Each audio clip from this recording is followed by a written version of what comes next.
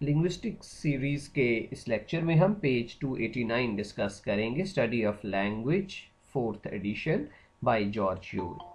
और PDF document का ये पेज नंबर 309 है जी। ग्लॉसरी हम डिस्कस कर रहे हैं। फर्स्ट पॉइंट इज 289 का इनेटनेस हाइपोथेसिस। इनेटनेस हाइपोथेसिस क्या होता है? ये एक आइडिया है कि human beings are generally equipped to acquire language, यानी इनेटनेस का एक हाइपोथेसिस है। फ़र्ज़ किया जाता है कि ये इनेट क्वालिटी है ह्यूमन बीइंग्स की कि वो लैंग्वेज जो है वो एक्वायर करेंगे ही करेंगे, और यही चीज़ इन्हें क्राउन ऑफ द क्रिएशंस बनाती है। इनपुट लैंग्वेज में दो चीज़ें होती है, एक इनपुट होती है, एक आउटपुट होती है। जो आप सुनते हैं, एब्जॉर्ब करते हैं, रीड करते हैं, वो आपकी इनपुट है।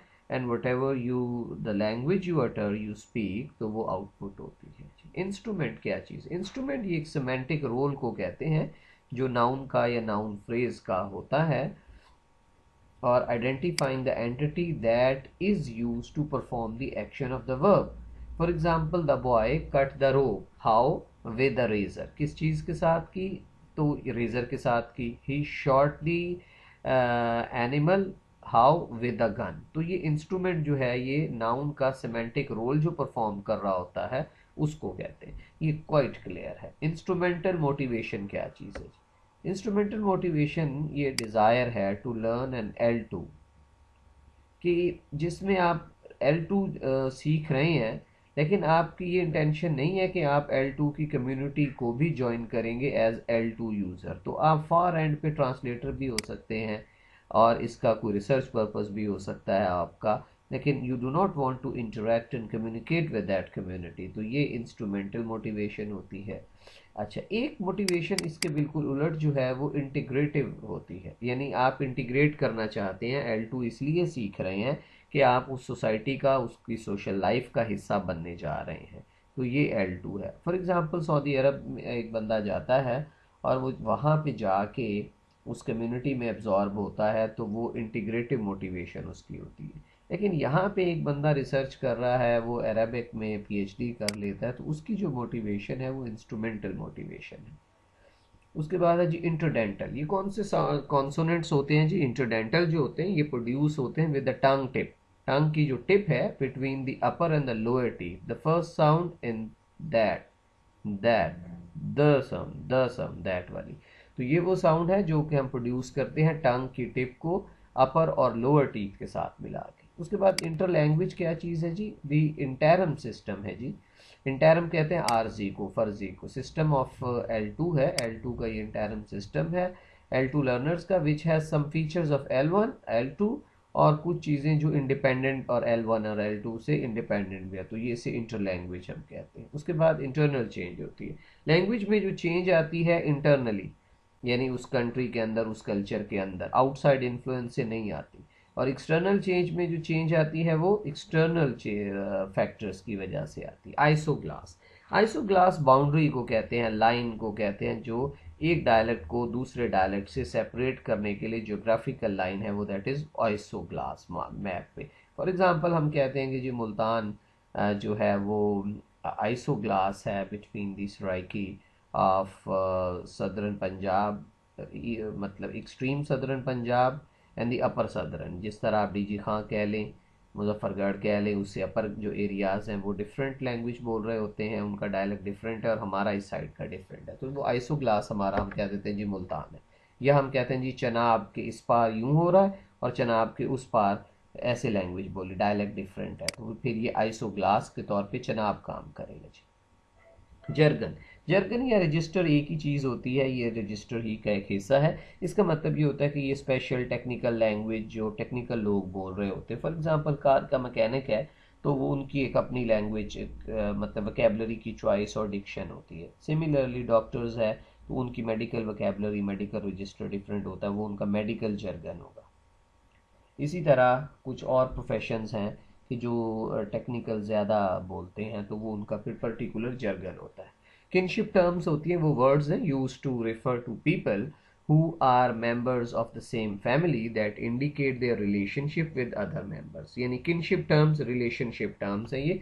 तो यानी ये वो वर्ड्स होते हैं जो किसी भी ग्रुप के जो मेंबर्स होते हैं एक ही फैमिली के, जिससे उनका रिलेशनशिप जो है वो इंडिकेट हो रहा होता है। L1 फर्स्ट लैंग्वेज होती है चाइल्ड की, जो बच्चा एज अ चाइल्ड एक्वायर करता है, और सेकेंड L2 जो है ये सेकेंड लैंग्वेज होती है जो वो सीखता है, स्कूल में सीख ले, कॉलेज में सीख ले, या एज एन एडल्ट लर्नर अगली टारगेट लैंग्वेज सीख ले, तो वो L2 हो जाएगी उसके लिए। लेबल्ड एंड ब्रैकेटेड सेंटेंसेस क्या चीज़ है जी? Labelled a type of analysis, ये एनालिसिस करते हैं हम, in which constituents in a sentence are marked off by the brackets with labels describing each type of constituent. यानी लेबल्ड एंड ब्रैकेटेड सेंटेंसेस का मतलब है कि सेंटेंस में हमने जो नाउन है उसके गिर्द ब्रैकेट लगा दी, नाउन फ्रेज के गिर्द ब्रैकेट लगा के उसको मार्क कर दिया, ये नाउन फ्रेज है, ये एडजेक्टिव फ्रेज है, ये एडजेक्टिव है, ये एडवर्बियल है, इस तरह। उसके बाद लेब्यूडेंटल। लेब्यूडेंटल क्या चीज़ है? अ consonant produced with the upper teeth and the lower teeth. ये वो कॉन्सोनेंट है जो अपर टीथ और लोअर टीथ से प्रोनाउंस होता है। The first sound in very funny, very funny, funny, very, very. तो ये जो साउंड है इसको लेब्यूडेंटल कहते हैं। उसके बाद लैंग्वेज प्लानिंग क्या है? Choosing and developing and development है जी एन ऑफिशियल लैंग्वेज और languages for use in government and education, उसको हम लैंग्वेज प्लानिंग कहते हैं कि प्लानिंग के तहत लैंग्वेज को सेलेक्ट किया जाता है, उसका जर्गन तय किया जाता है, उसकी वोकैबुलरी देखी जाती है, तो प्लानिंग का ये जो इसको लैंग्वेज प्लानिंग कहते हैं। लेरिंग्स किसे कहते हैं? LARYNX, larynx.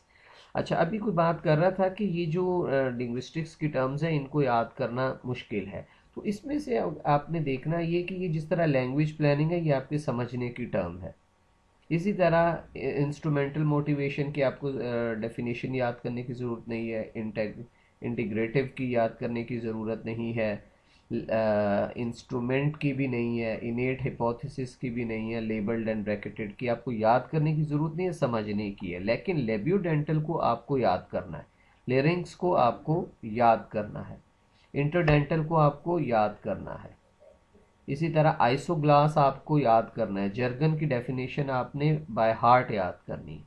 तो इस तरह कुछ चीज़ें हैं जो आपने हर हाल में याद करनी ही करनी, उन पे कोई कॉम्प्रोमाइज़ नहीं, कुछ चीज़ें जनरल अंडरस्टैंडिंग के लिए। लेरिंग्स क्या चीज़ है? A part of the throat, गले का ये हिस्सा है, that contains the vocal folds also called the voice box. जो वोकल फोल्ड्स वाला एरिया उसे लेरिंग्स कहते हैं। इसकी आप देखेंगे तो आपके सामने एक पिक्चर भी आ जाएगी। लेटरलाइजेशन, ये लेटरलाइज किसको कहते हैं? Divided into left side and right side with controlled function of one side or the other used in describing the human brain. Human brain में lateralization होती है, यानी अब आप ये समझ लें कि ये वो हैं साइड्स हैं, left side and right side की। लर्निंग किसको कहते हैं जी? Learning is a conscious process of accumulating knowledge in contrast to acquisition. Acquisition जो होती है वो आप जस्ट चीज़ों को एक्वायर कर देते हैं विदाउट कॉन्शियस एफर्ट, तो वो सीख रहे होते हैं आप। लेकिन लर्निंग वो वाला सीखने का मतलब जो कॉन्शियस होता है, ये उलट है एक्विजिशन के। लेक्सिलाइज, लेक्सिकलाइज ये क्या चीज़ होता है? ये expressed as a single word होता है in contrast to non lexicalise. Lexical या लेक्सीम आपको पता है कि किस चीज़ को कहते हैं? हाँ, ये सिंगल वर्ड भी लेक्सीम्स होते हैं, टू वर्ड भी हो सकते हैं, फ्रेज भी हो सकते हैं जिनका कोई मीनिंग बनता हो। तो लेक्सिलाइज उसी सेंस में है कि एक सिंगल वर्ड हो सकता है, एक्सप्रेस्ड एज अ लेक्सिलाइज जो है ये सिंगल वर्ड्स होते हैं, और नॉन लेक्सिलाइज जो हैं वो मोर देन वन वर्ड्स होते हैं। लेक्सिकल मॉर्फीम्स क्या होते हैं? फ्री मॉर्फीम होता है जी ये, that is the content word such as noun और अ वर्ब। नाउन और अ वर्ब जो है वो लेक्सिकल मॉर्फीम हम कहते हैं। लेक्सिकल रिलेशन क्या होता है? The relationship of meaning such as synonymy between words, तो उसको लेक्सिकल रिलेशनशिप कहेंगे जो मीनिंग का रिलेशनशिप है। अगर आप लेक्सीम की डेफिनेशन देखें तो ये है कि the term lexeme means a language most basic unit of meaning. तो अब लेक्सीम, लेक्सिकल, ये चीज़ें मिलती जुलती हैं रिलेटेड टू मीनिंग जो है।